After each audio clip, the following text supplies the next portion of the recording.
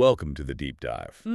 We have an incredibly heavy, just rapidly unfolding situation to explore with you today. Yeah, it is. It's moving so fast, it's honestly hard to track. Right.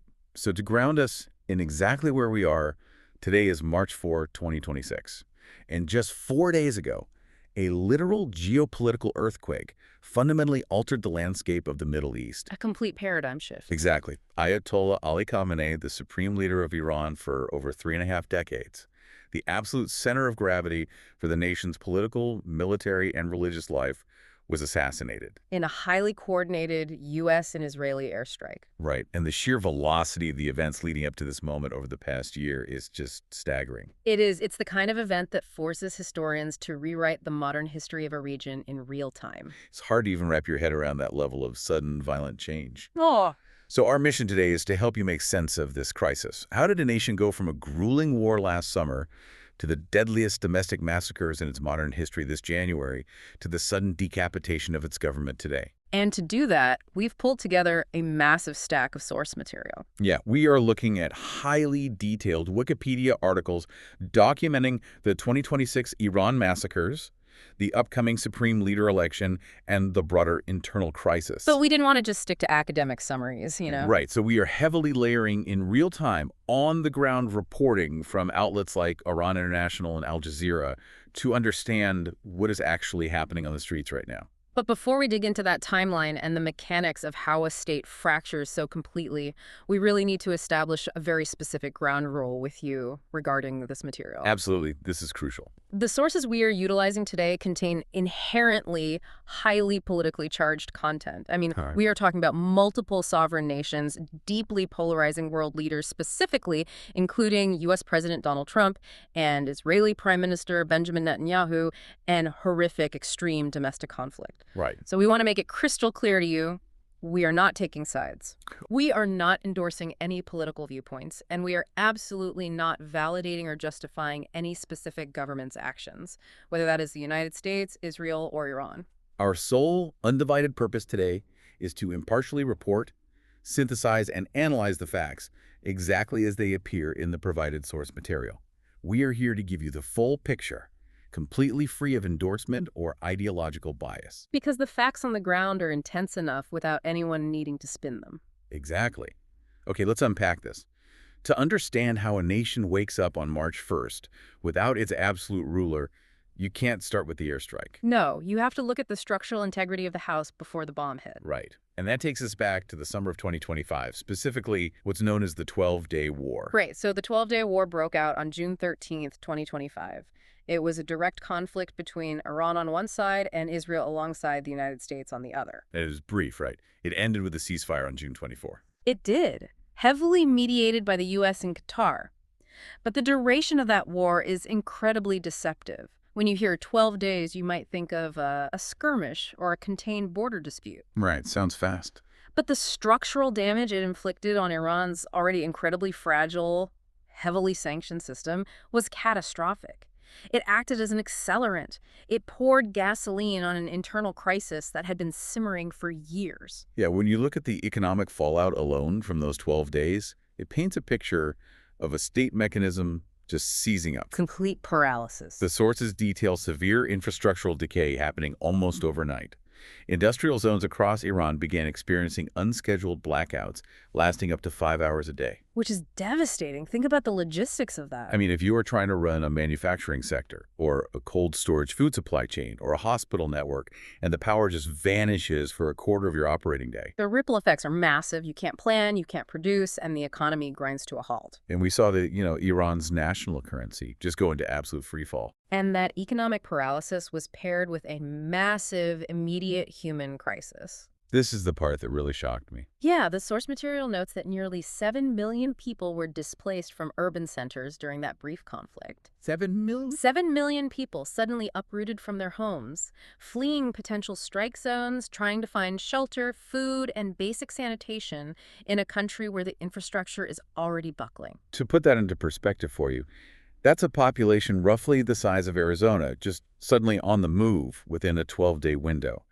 The logistical nightmare of trying to manage that level of internal displacement is staggering. And what's deeply telling is how the regime chose to handle that incredible domestic stress. Right. They didn't mobilize a massive humanitarian relief effort. No, they lashed out. They looked for a scapegoat. Which brings us to the Afghan deportations. Right.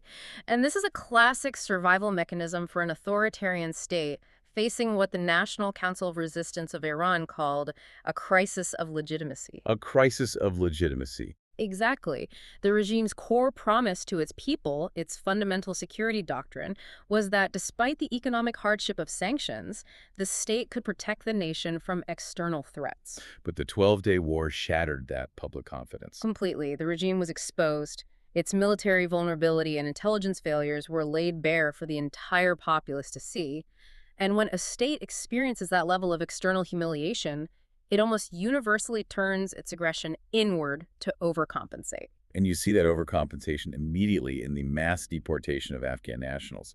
The sheer scale of it is horrifying. Prior to the summer of 2025, the Iranian government was deporting maybe 5,000 Afghans a day, which is already a significant number. But after the war, the sources show that skyrocketed to up to 30,000 deportations a day. 30,000 a day. Between March and July of 2025, over 1.1 million Afghans were expelled. And the state's official justification for this is just a textbook example of political deflection. What do they claim? The government claimed this massive expulsion was a vital national security measure designed to prevent foreign espionage and infiltration following the Israeli strikes. Wow. Yeah. It is entirely about optics. You aggressively expel a highly vulnerable, marginalized population under the guise of cleansing the nation of threats to look strong and decisive domestically, specifically because you have just been proven weak and incapable internationally. And this manufactured a secondary humanitarian crisis right on the Afghan border, right? It did, particularly around the city of Herat.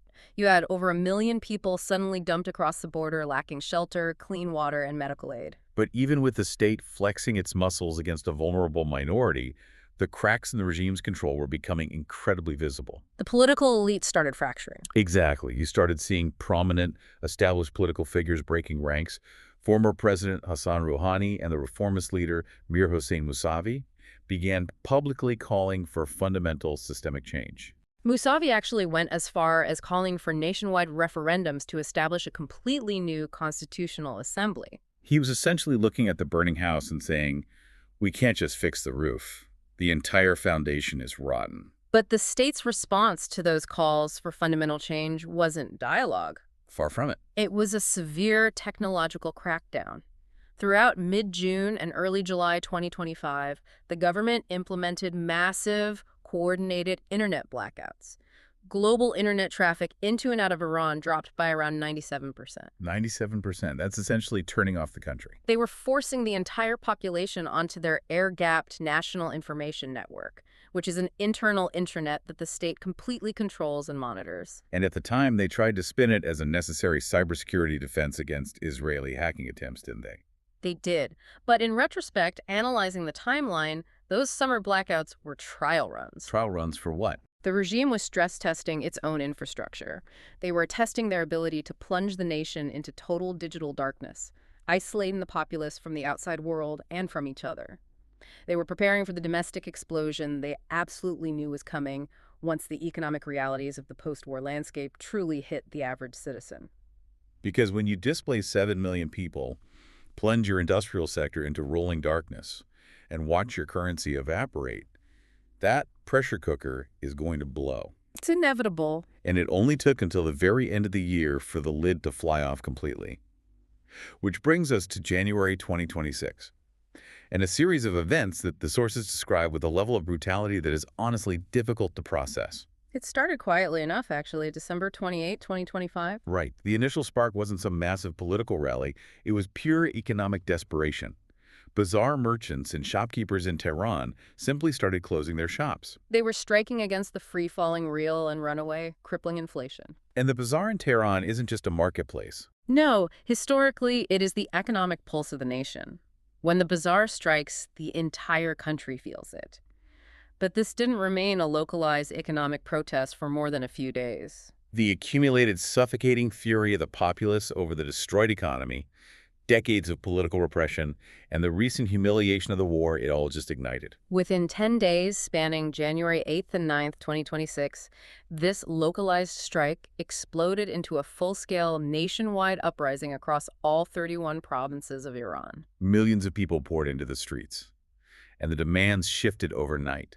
They weren't asking for price controls or inflation relief anymore. The chants universally shifted to death to the dictator. The sources note that for terrifying, chaotic hours, the streets of major urban centers like Tehran, Mashhad, Isfahan, and Shiraz actually fell completely out of government control. The state machinery literally broke down in the face of millions of furious citizens. And the regime's response to that momentary loss of control was to unleash a massacre of unprecedented historic scale. To understand the gravity of what happened in January, we really have to look at the massive, glaring disparity in the reported death tolls. Yeah, let's break that down. The official line from the Iranian government, propagated by the administration and the Supreme National Security Council, claims that 3,117 people died during the unrest. 3,117. Right. And they immediately went to work labeling the vast majority of those dead civilians as armed terrorists or foreign agents. But the independent investigations, the leaked state documents, and the exhaustive human rights reports paint a reality that is magnitudes worse. So much worse. Time magazine, citing incredibly brave local health ministry officials and smuggled hospital registration records, reported that there were 30,304 protest-related deaths registered in civilian hospitals for January 8th and 9th alone. Just let that sink in. Over 30,000 in 2 days. And Iran International utilized leaked, highly classified documents from the Ministry of Interior and the IRGC's own internal intelligence organization, estimating the total death toll at over 36,500. And even that might be low. The Guardian spoke to a covert network of medical professionals who estimated that less than 10% of the actual deaths were even making it into the official hospital registries. Because people were terrified to bring their dead to state facilities. Exactly. Over 36,000 lives extinguished in a matter of days. It is a number so large it challenges human comprehension. But the source material doesn't just give us the numbers. It details the terrifying mechanics of how this happened. And this is vital. This was not a case of local riot police getting overwhelmed and losing their discipline. Yeah. This was a highly coordinated, top-down military operation waged by a state against its own civilian populace. The documents state that Supreme Leader Ali Khamenei and the Supreme National Security Council issued direct, unequivocal orders to shoot to kill and to crush the protests by any means necessary. And the brutality wasn't just systematic, it was deeply sadistic. We aren't talking about standard crowd dispersal tactics here. No tear gas or water cannons or even standard small arms. Security forces deployed heavy battlefield weaponry into crowded city streets. Human rights groups and countless eyewitnesses reported the extensive use of DSHK heavy machine guns. And just to clarify for you listening, a DSHK isn't a rifle you carry. It is a massive, usually vehicle-mounted, Soviet-era anti-aircraft weapon. It fires rounds large enough to tear a human body in half. And they use these weapons directly against crowds of unarmed protesters. They also deployed rooftop snipers in major intersections. But perhaps the most deeply disturbing pattern documented by groups like the Abdurrahman Borum Center for Human Rights was the specific targeting protocol. Security forces weren't just shooting center mass to kill. They were deliberately, consistently targeting the vital organs, eyes, heads, and genitals of the protesters. That is just pure, calculated terror. Precisely. That specific type of targeting isn't about dispersing a crowd. It is a psychological tactic designed to permanently mutilate the victim. It's sending a message. It is designed to terrorize the survivors and to ensure that anyone who lives through the protest will serve as a walking physical warning to their neighbors. A blinded or mutilated citizen becomes a permanent, visible testament to the cost of defying the state. And that terror didn't stop when the crowds dispersed. Yeah. It actively followed the wounded into the medical system. The hospital raid. Yes. The sources provide horrific, verified anecdotes of state security forces fully geared up, raiding hospitals. They raided Sinai Hospital in Tehran and Imam Khomeini Hospital in Ilam. They deployed tear gas inside the actual medical facilities. They physically attacked the doctors and nurses trying to provide triage. And they arrested, and in many documented cases, executed wounded protesters right in their hospital beds. The vice president of the Iranian Medical Society in the UK gave a quote that really captures the despair of the moment, stating, "Hospitals are no longer sacred in Iran." That's chilling. Doctors on the ground reported that security forces were systematically moving through wards, essentially finishing off the severely wounded to prevent them from becoming symbols of the resistance. Which created an immediate, desperate secondary crisis. Because injured protesters realized that going to a state hospital was essentially a death sentence. So in response, this incredibly brave underground medical network formed, known as the Red Lion and Sun. Doctors, nurses, and medical students risked their own lives and the lives of their families to treat the wounded in secret, off-the-books locations. We're talking basements, private homes, abandoned veterinary clinics. And as if heavy machine guns and hospital executions weren't enough, the sources indicate the state escalated its tactics even further. There are multiple corroborated reports from January of chemical weapons being deployed against civilians. Unidentified chemical gas canisters were reportedly lobbed into thick crowds, and specifically into narrow escape routes. It caused people to vomit blood, suffer severe, blistering burns in their lungs and eyes, and suddenly lose all motor function. And the use of unidentified lethal substances extended deeply into the prison system as well. Outlets like Iran International reported a terrifying pattern where detainees, many of whom were perfectly healthy when arrested, were being forcibly injected with unknown compounds while in state custody.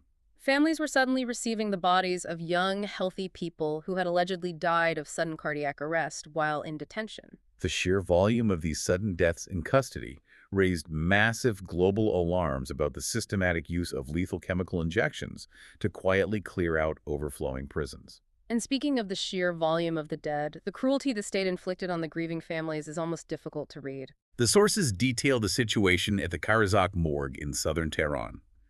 Video footage smuggled out through the internet blackout showed hundreds of bodies wrapped in black bags just piled up on the ground in the courtyard. They were being unloaded from commercial semi-trailer trucks. The local administration had literally run out of ambulances and body bags. And the physical treatment of the corpses was deeply degrading.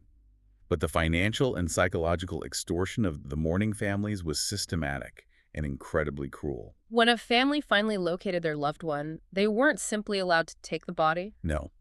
Authorities routinely forced families to pay the state a bullet fee. A bullet fee. Financial compensation for the actual ammunition used to murder their child. Depending on the caliber of the weapon and the region, families were charged between $480 to over $1,700 per bullet. Imagine standing in a morgue looking at your dead child, and the state hands you an invoice for the bullet that killed them. It's unfathomable. And even if they paid it, the torment didn't end. Right, authorities frequently refused to release the bodies for traditional burial. Instead, they buried the victims in secret, unmarked mass graves far from their hometowns. Because they wanted to prevent funerals from turning into new flashpoints for protests. There were also chilling, widespread reports regarding female victims. Many families reported that the bodies of female protesters were returned to them with their wombs surgically removed. The state medical staff claimed this was a routine procedure required for certain types of death certificates. However, human rights organizations strongly suspect, based on previous patterns of abuse, that this was done systematically to destroy forensic evidence of sexual violence and rape committed by security forces while the women were in custody. It is a descent into an absolute nightmare. And while the regime was committing these atrocities, they were simultaneously running a massive, clumsy disinformation campaign to rewrite the narrative in real time. You see this perfectly illustrated in the story of Amir Hessam Khodaiyarifard. He was a 17-year-old kid who participated in a peaceful, localized protest in the city of Kudasht on December 31st, 2025. According to multiple eyewitnesses and verified video footage, he was shot directly in the head by a plainclothes state security agent. But the state apparatus couldn't just let him be a statistic or a martyr for the resistance. Because Amir Hessam was young, charismatic, and from a regionally notable area, government-affiliated media immediately moved to hijack his death. They launched a massive campaign falsely claiming that Amir Hessam was actually a devoted member of the pro-government Basij militia, the regime's paramilitary volunteer force. They said he had been brutally murdered by violent foreign-backed rioters. The psychological pressure they put on his grieving family is astounding. High-ranking regional officials, including the local governor and a senior IRGC commander, repeatedly visited the family's home. They used a horrific mix of financial inducements and direct physical threats, explicitly conditioning the release of Amir Azam's body on the family going on state television to falsely confess that their son was a regime loyalist. The state even went as far as circulating poorly doctored images of the boy wearing military fatigues online. Yet, to their immense, unimaginable credit, the family, particularly his mother and father, bravely refused to comply. Despite the threats of imprisonment or worse, they refused the forced confession, publicly insisting to anyone who would listen that their son was a protester who died fighting for freedom. When you lay out the systematic targeting of vital organs, the hospital raids, the chemical injections, and the extortion of grieving parents, the word massacre almost feels clinically insufficient. It really does, and that is why international human rights organizations, including the Kurdish rights group Henga, alongside a powerful coalition of Iranian lawyers and intellectuals operating covertly inside the country, have formally escalated their classification of these events. They're calling this a democide. Right. Democide is a specific term referring to the intentional murder of any person or people by their own government. They have clearly outlined how these actions constitute severe crimes against humanity under the Rome Statute, which is the treaty that established the International Criminal Court. But looking at the mechanics of this democide raises a very dark, practical question. How do you convince local, municipal police forces to slaughter their own neighbors, their own cousins, on a scale of 36,000 people? Because eventually, a local cop is going to recognize the kid he's pointing a heavy machine gun at. Exactly. And the regime knew that. The sources reveal a deeply chilling strategic pivot by the state: the mass importation of foreign proxy militias. When the protests escalated, the Iranian government didn't just rely on local riot police. No, they brought in thousands of hardened, combat-tested fighters from across their regional network, often referred to as the Axis of Resistance. Reports detail the deployment of fighters from the Iraqi Popular Mobilization Forces, Lebanese Hezbollah, the Afghan Liwa Fatemiyon, and the Pakistani Liwa Zainabiyon. Eyewitnesses in the western Kurdish regions and in major industrial cities like Karaj consistently noted a terrifying detail. The heavily armed riot police shooting at them did not speak Persian. They were shouting orders in Arabic or Urdu. They outsourced the slaughter. They did. These foreign mercenaries were allegedly paid around $600 each to deploy into Iranian cities. The regime understood the psychological toll of ordering men to massacre their own countrymen. Local forces might hesitate. They might desert. But a foreign mercenary, flown in from another conflict zone, has no familial or cultural ties to the people in the street. They will pull the trigger without hesitation. So let's fast forward to February 2026. Okay. The regime has unleashed this unspeakable outsourced violence. They've shut down the internet, they've filled the mass graves, and they're likely sitting in their compounds, believing they have successfully crushed the populace into total, terrified submission. The streets are soaked in blood, but the state machinery believes it has survived its greatest test. And then, a strike from the sky completely shatters their reality. Which brings us to the decapitation of the state. On February 28, 2026, a series of incredibly precise, massive U.S. and Israeli airstrikes targeted the absolute heart of central Tehran. And this wasn't a peripheral strike on a radar installation or a drone factory in the desert.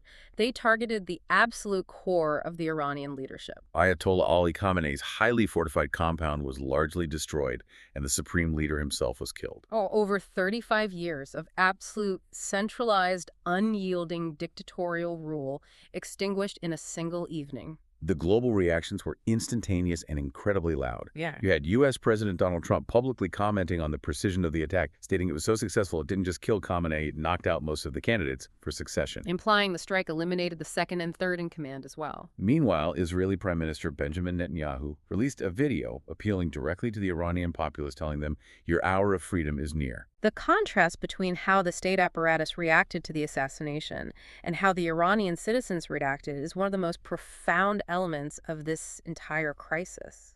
The Supreme National Security Council and state media networks, after hours of chaotic silence, eventually confirmed Khamenei's death. And they immediately pivoted to framing it as the ultimate martyrdom of their revolutionary leader. They declared 40 days of mandatory national mourning and instituted a week-long public holiday, ordering black banners to be draped across every government building. But the reality on the streets was a complete repudiation of that mourning. The sources describe scenes that are almost surreal. Remember, the internet is still heavily throttled, if not completely blacked out in many areas. Yet citizens were using smuggled Starlink satellite terminals to bypass the sensors, connecting directly to space to get videos out to the global internet. And what did those videos show? They didn't show people tearing their clothes in grief. No, they showed people leaning out of apartment windows in the dead of night, gathering on rooftops, blowing whistles, honking their car horns, and openly, joyously celebrating.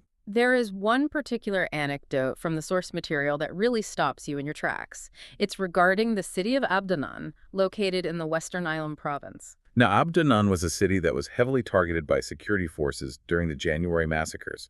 They suffered immense casualties and brutal repression. Yet, within hours of the airstrikes hitting Tehran, videos emerged of young people in Abdanan pouring into the streets, dancing in circles, celebrating the death of the dictator. One citizen's quote, shared widely on underground networks, captures the absolute heartbreaking paradox of that night perfectly. They asked, "Can you name another place on Earth where ordinary people feel a surge of relief when bombs fall nearby?" That is a haunting image, dancing in the streets while foreign bombs are detonating a few hundred miles away. But to truly understand why the reaction was so visceral, why the relief outweighed the fear of a broader war, we have to look closely at Khamenei's legacy. Who was this man who commanded such absolute hatred from his own people? To understand the joy, you have to understand the suffocation of his rule. Ali Khamenei became the supreme leader in 1989 following the death of the republic's founder, Ruhollah Khomeini. It's crucial to remember that at the time, Khamenei wasn't even a top-ranking or highly respected cleric. He was widely viewed by the political elite as a safe compromise, a relatively weak, temporary figurehead who could be managed. But over the next 3.5 decades, he proved them entirely wrong.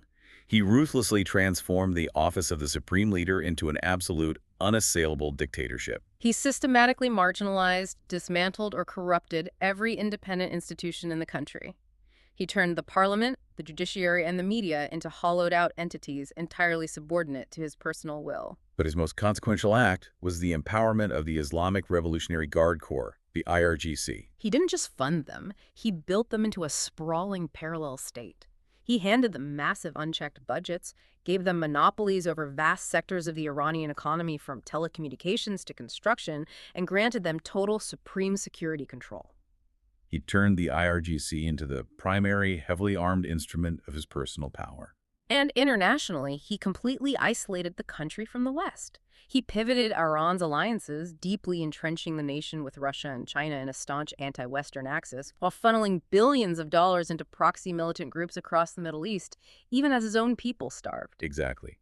But his most enduring, tragic legacy is the deep psychological trauma he inflicted on the Iranian populace. He was deeply paranoid. He viewed every single instance of domestic protest over his 35-year reign, from the student uprisings in 1999 to the massive Green Movement in 2009, to the woman, life, freedom protests following the death of Mahsa Amini in 2022, and finally, the bloody Lion and Sun Revolution of 2026. He viewed all of it not as legitimate grievances of a suffering people, but as elaborate foreign conspiracies. Because he genuinely believed, or at least claimed to believe, that his own citizens were merely puppets in plots orchestrated by the U.S. and Israel, he justified crushing them with absolute total violence. So when the news of his death broke on February 28th, the reaction wasn't just simple joy.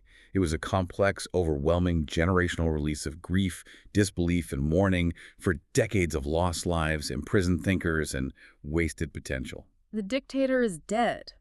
But the massive, heavily armed machinery of the dictatorship, the IRGC, the intelligence services, the Besagic, they are all still there. Which brings us to the terrifying reality of right now, the power vacuum.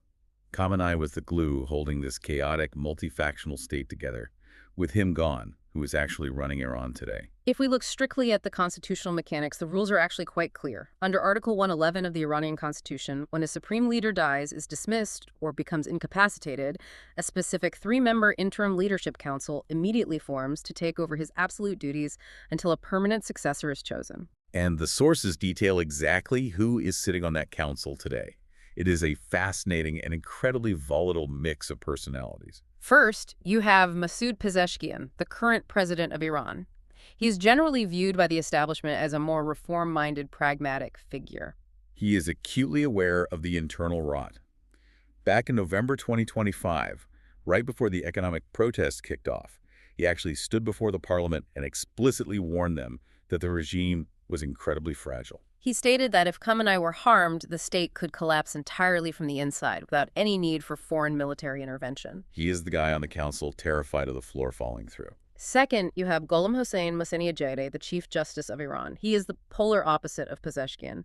Mohseni-Ejei represents the absolute, unyielding, hardline core of the security state. He is a former intelligence minister with a long history of suppressing dissent.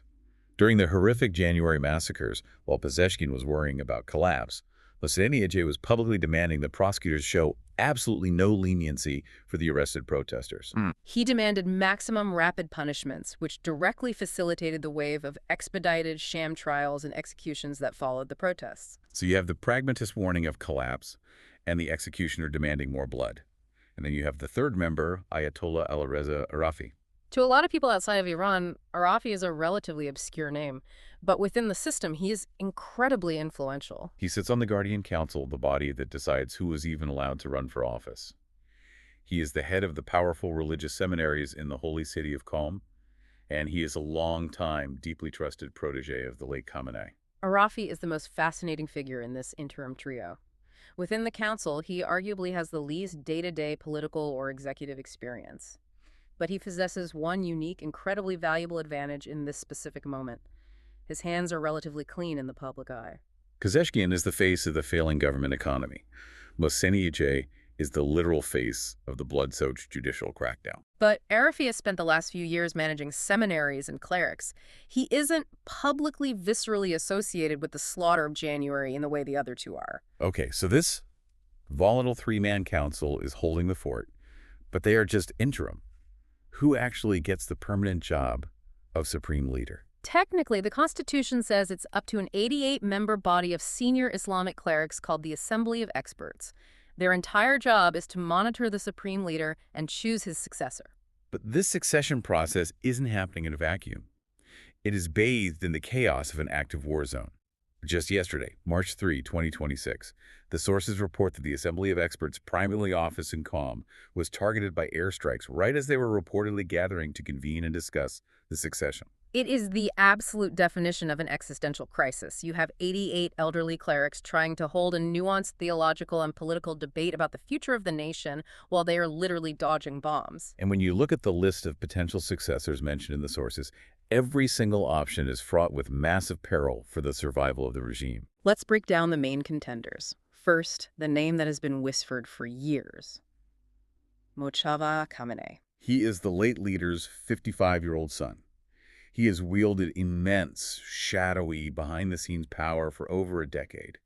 He is deeply tied to the upper echelons of the IRGC and the intelligence apparatus. He controls vast financial empires. However, appointing him is incredibly dangerous. The entire foundational mythology of the 1979 Islamic Revolution was the overthrow of a hereditary monarchy, the Shah. If the clerics appoint the son of the previous leader, they are explicitly confirming that the Islamic Republic has just devolved into another hereditary monarchy. It would instantly destroy whatever tiny shred of revolutionary ideological legitimacy the regime has left. There are even reports that his late father opposed the idea precisely because of how bad the optics would be. Then there is Ali Larijani. If you look up political survivor in the dictionary, his picture is there. He's a former Speaker of the Parliament, deeply entrenched in the political machinery. And the timing of his recent career moves is highly suspicious. Just days before Khamenei was assassinated, Larijani was suddenly appointed as the Secretary of the Supreme National Security Council. There is intense speculation in the sources that Khamenei, sensing the impending crisis, specifically tapped Larijani as a contingency crisis manager because Larijani actually knows how to negotiate between the warring, fractured factions of the state. Another name floating in the ether is Hassan Khomeini. He is the 53-year-old grandson of Ruhollah Khomeini, the original revered founder of the Islamic Republic. He possesses incredibly deep symbolic lineage, But politically, he has been marginalized for years because he aligns too closely with the reformist factions. The Guardian Council actually disqualified him from even running for a seat on the Assembly of Experts back in 2016. Picking Hassan Khomeini would be an incredibly desperate play by the establishment to try and win back some public legitimacy by leveraging his grandfather's name. But the hardline factions, particularly the IRGC, absolutely despise him and view him as a threat to their power. And then, of course, there is Ali Reza Arafi, the dark horse we just discussed from the interim council. He lacks the political chops to manage a fractured state, but he has the strict ideological purity that the hardline clerics desperately want to maintain. But here's where we have to look past the clerics entirely. This succession crisis exposes the fatal foundational flaw in the design of the Islamic Republic. The massive tension between religious, theological legitimacy and brute military power. The Constitution dictates that the Assembly of Experts, a group of theologians, makes the choice. But the reality on the ground in 2026 is that the clerics don't hold the real power anymore. The IRGC has all the guns, all the money, all the control over the borders, and the entire domestic security infrastructure. There is a very real, highly analyzed possibility within the source material that the IRGC will simply bypass the clerics entirely. They are a military force fighting for their own survival, facing both foreign airstrikes and a domestic uprising. They may not have the patience for an 88-man clerical debate. They could easily execute a coup, effectively installing a military junta using a weak cleric as a puppet, or just taking overt control to ensure the survival of their massive economic and military empire. It's like watching a group of people argue over who gets to be the captain of the Titanic after it has already hit the iceberg and broken in half. Which brings us to the final, incredibly chaotic piece of this puzzle, the geopolitical fallout. Because while the capital is being bombed, the dictator is dead, and the military is potentially plotting a coup, Iran is still locked in a massive, high-stakes international standoff. The sources detail that despite the decapitation of the state, there are desperate, ongoing diplomatic efforts happening right now in Geneva. Oman's foreign minister, Badir al-Busaidi, is serving as the primary mediator, frantically running messages between the U.S. delegation and whatever is left of the Iranian diplomatic corps. But those negotiations are completely deadlocked over fundamental existential issues. The United States is demanding the concrete, verifiable dismantling of massive portions of Iran's deeply buried nuclear infrastructure as a prerequisite for stopping the military pressure. Iran, however, absolutely refuses to agree to export its stockpile of highly enriched uranium, insisting on maintaining its domestic nuclear fuel production capabilities, which they view as their ultimate geopolitical insurance policy. It's a total stalemate. And think about the atmosphere inside Tehran while these diplomats are arguing in conference rooms in Switzerland. It's absolute panic. The sources describe a society bracing for the apocalypse. Citizens are rushing to the bazaars, desperately trying to convert whatever worthless rails they have left into gold, silver, or foreign currency at absolutely any price. They are panic buying gas canisters, emergency medical supplies, and basic staples, terrified that the next wave it strikes will take out the power grid permanently, or that the military coup will result in total societal collapse. Universities across the country have abruptly shifted all their classes online.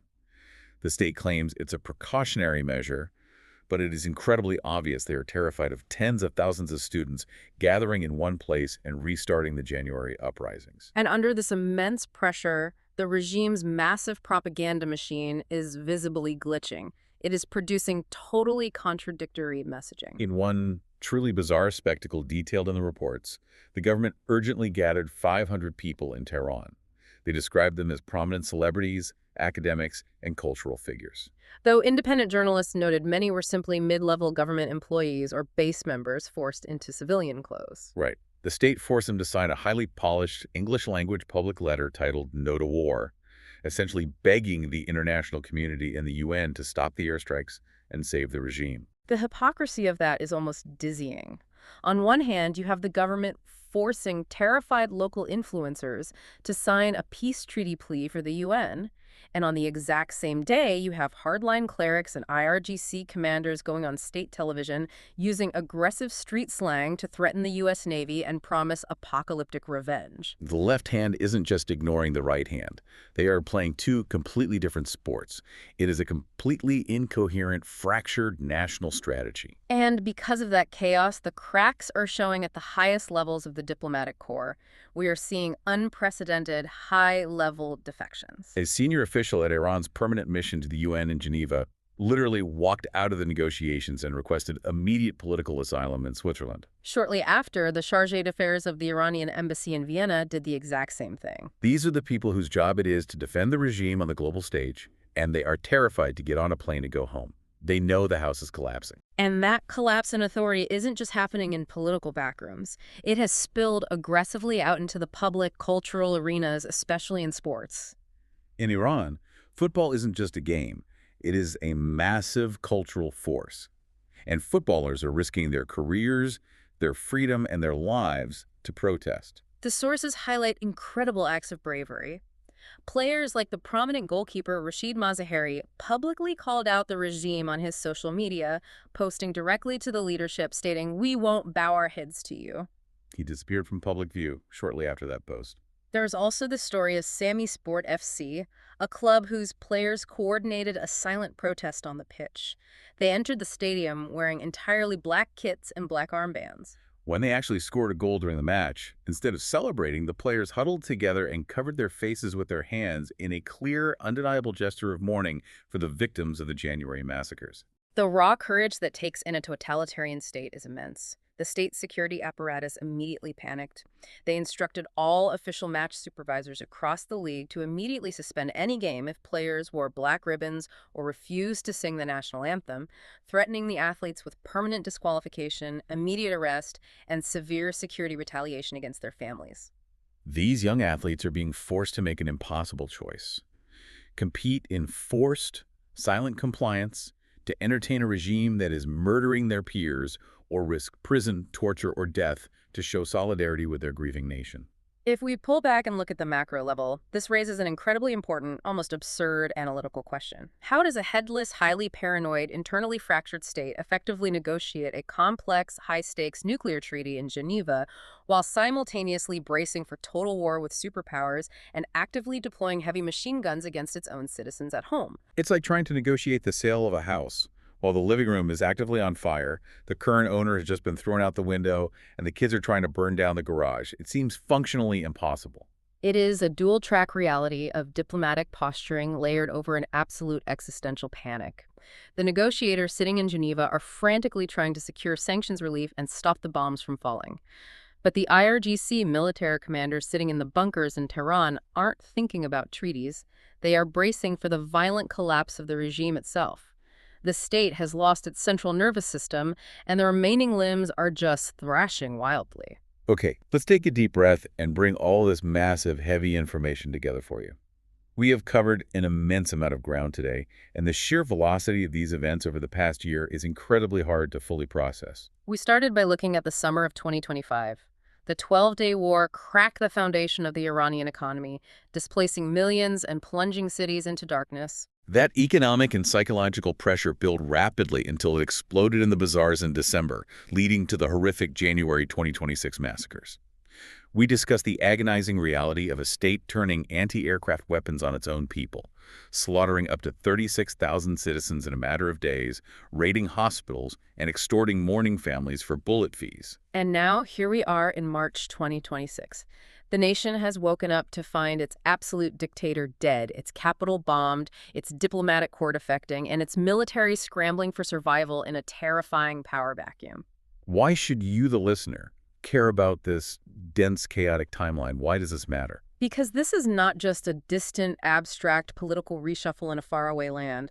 This is a highly volatile, heavily armed nuclear threshold state sitting directly on top of one of the world's most critical global energy chokeholds. The fate of this regime, whether it survives as a military junta or collapses into a new revolution, will instantly and violently impact global financial markets, international security, and the balance of power across the entire Middle East.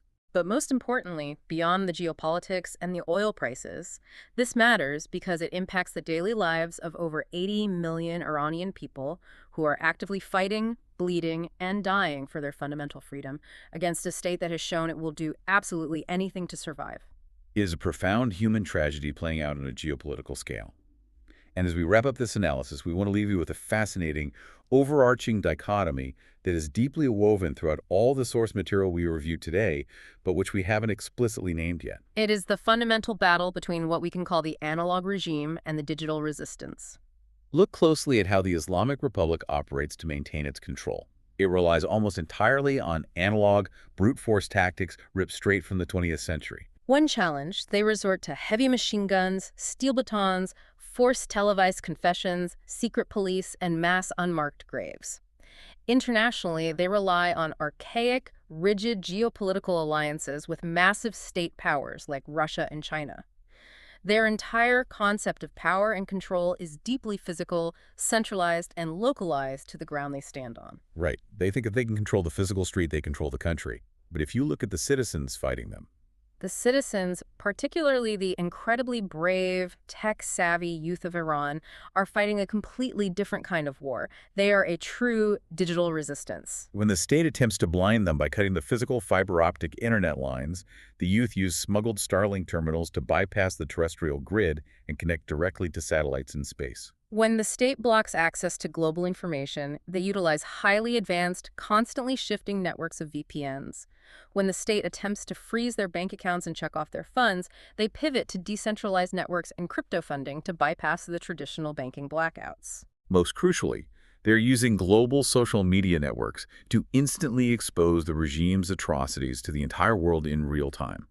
The regime cannot hide its crimes in the dark anymore, the way it did during the mass executions of the 1980s.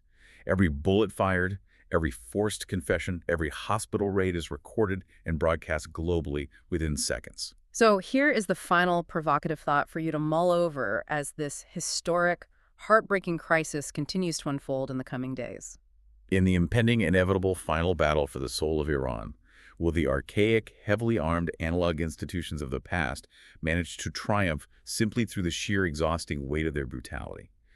Or will the decentralized, highly adaptable, digitally connected, and absolutely fearless youth manage to write the next chapter of their nation's history? It is the ultimate question, and the whole world is watching to see the answer. Thank you so much for joining us on this deep dive into the source materials. Stay curious, stay informed, and we will catch you next time.